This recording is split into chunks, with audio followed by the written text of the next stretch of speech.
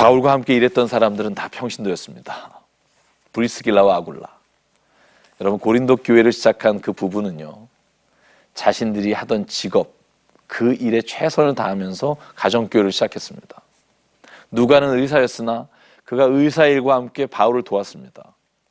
겐그리아에서 베베라고 하는 자매가 사도 바울을 도와서 일했습니다.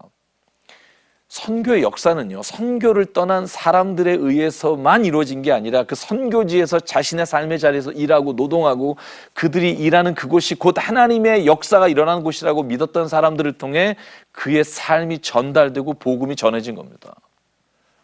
그래서 우리는 이렇게 말할 수 있습니다.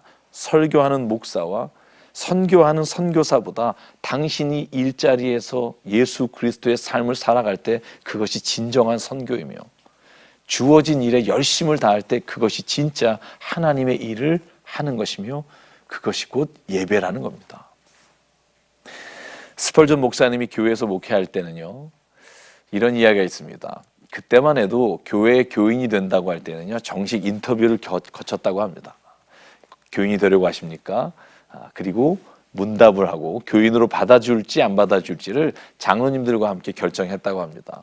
그때 어느 한 소녀가 목사님에게 와서 정식 교인이 되고 싶다고 요청했다는 겁니다. 근데 장로님들과 목사님이 이렇게 있는데 질문을 했다고 합니다. 그 소녀가 무슨 일을 했냐 하면 어느 런던에 있는 집에요, 가정부로 일한 겁니다. 목사님이 이렇게 물었습니다. 당신이 정말로 죄를 회개하고 그리스도를 믿고 있다는 것을 무엇으로 증명하실 수 있습니까? 여러분, 그랬더니 이 소녀가 이렇게 말합니다. 글쎄요.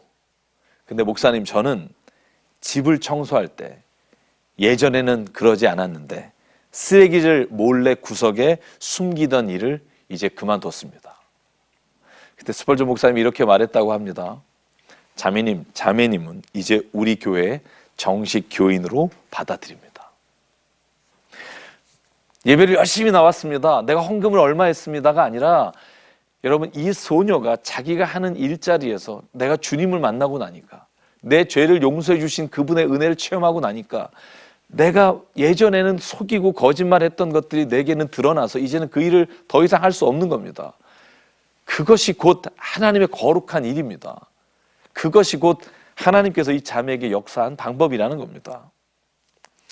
여러분, 우리가 예수 그리스도를 말미암아 구원받은 자녀가 됐다면 우리의 삶의 모든 일이 이제 주님의 거룩한 일로 보이기 시작할 때 그것이 우리의 관점이 바뀌고 우리의 선택의 기준이 바뀌고 우리의 삶의 방향과 목적이 달라지는 것이라고 성경은 우리에게 말씀하고 있습니다.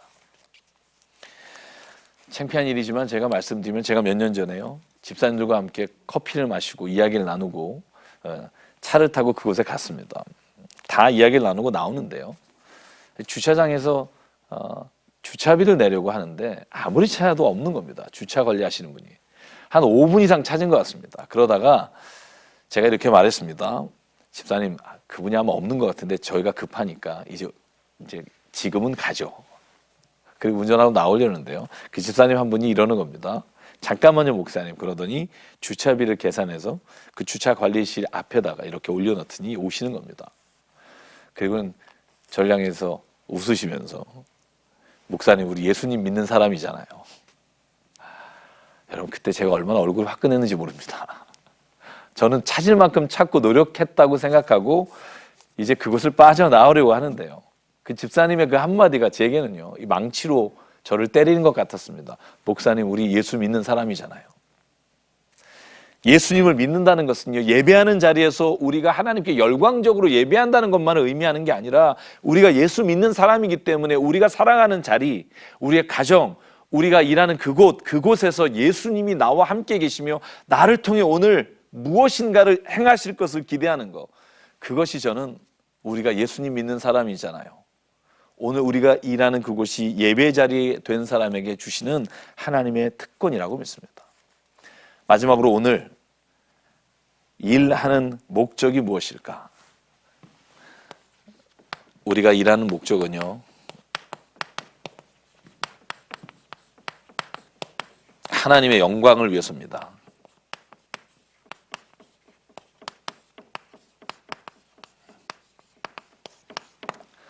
여러분, 일하는 목적이 마지막 하나를 말하라고 한다면 하나님의 영광을 위해서입니다. 여러분, 연말연시입니다. 이때 가장 많이 하는 게 시상식입니다. 여러분, 시상식 때 연예인 중에 꼭 이런 말 하는 사람이 있습니다. 상 트로피를 들고 이 모든 영광을 하나님께 드립니다. 그래서 우리에게 언젠가부터 이런 생각이 듭니다. 하나님께 영광을 돌리려면 세상에서 성공해야 된다. 트로피 정도는 들어야 된다. 우리가 어느 정도 성공해야 하나님께 영광을 돌린다. 그런데 하나님은 그렇지 않습니다. 하나님은 그걸 원하시지 않습니다. 하나님은요, 하나님께 영광 돌리는 사람이 성공한 사람이 아니라 하나님 앞에 깨끗한 사람이 되기를 원한다고 말씀을 드렸습니다. 여러분, 하나님께 영광 돌리겠다는 연예인 중에 감옥에 간 사람이 얼마나 많은 줄 아십니까? 바울은요, 그래서 우리에게 말합니다. 로마서 4장 20절, 믿음이 없어 하나님의 약속을 의심하지 않고 믿음으로 견고하여져서 하나님께 영광을 돌리며 약속하신 그것을 또한 능히 이룰 줄을 확신하였으니 그러므로 그것이 그에게 의로 여겨졌느니라. 바울은 말합니다. 어떤 것이 하나님께 영광이 됩니까? 우리의 믿음입니다. 세상에서 비록 내가 사람의 영광과 아니면 성공의 길을 걸어가지 않더라도 내가 어느 자리에서든 주님은 살아계시고 하나님은 우리를 창조하시며 우리를 통해 일하신다고 믿는 사람을 통해 하나님의 영광 받으십니다. 예수님은 이렇게 말씀하십니다. 요한복음 17장 4절, 아버지께서 내게 하라고 주신 일을 내가 이루어 아버지를 이 세상에서 영화롭게 하였사오니. 하나님이 영광을 받으시는 방법이 뭡니까? 주님이 우리에게 맡긴 일, 하나님이 우리에게 맡긴 그 일을 내가 행함으로 하나님은 영화롭게 되십니다. 그것이 오늘 우리가 이 세상에서 하나님을 영광스럽게 영광을 돌리는 일이라는 겁니다. 시청자 여러분, 여러분이 어떤 일을 하는지 저는 모릅니다. 저는 목사이고요. 저는 제가 하는 일이 다른 사람과 다른 거룩한 일이 아니야. 나도 주님이 이 일을 거룩한 일이 되도록 내 삶을 주님께 드리기를 원하신다고 믿고요. 여러분이 어떠한 일을 하든 그 일을 하나님의 거룩하신 일이 드러날 수 있도록 삶에서 주님을 높여드리는 삶이 되기를 원하신다고 믿습니다. 목회자라는 일을 통해서 하나님께 영광 돌리는 것과 예배하는 일에 사는 것과 여러분이 당신의 일에 어떠한 일이든 그 일을 통해 하나님께 영광 돌리는 것과 그 일은 구분이 없습니다.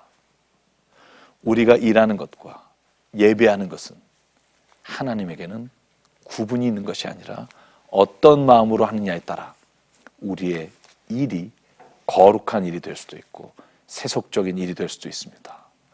하나님의 영광을 위해서 하라. 사도 바울은 우리에게 이렇게 말합니다. 너희가 먹고 마시든지 무엇을 하든지 하나님의 영광을 위해서 하라. 저는 이 말씀이 저와 여러분에게 주시는 하나님의 말씀이 되기를 원합니다. 우리가 무엇을 하든지 하나님의 영광을 위해서 하라.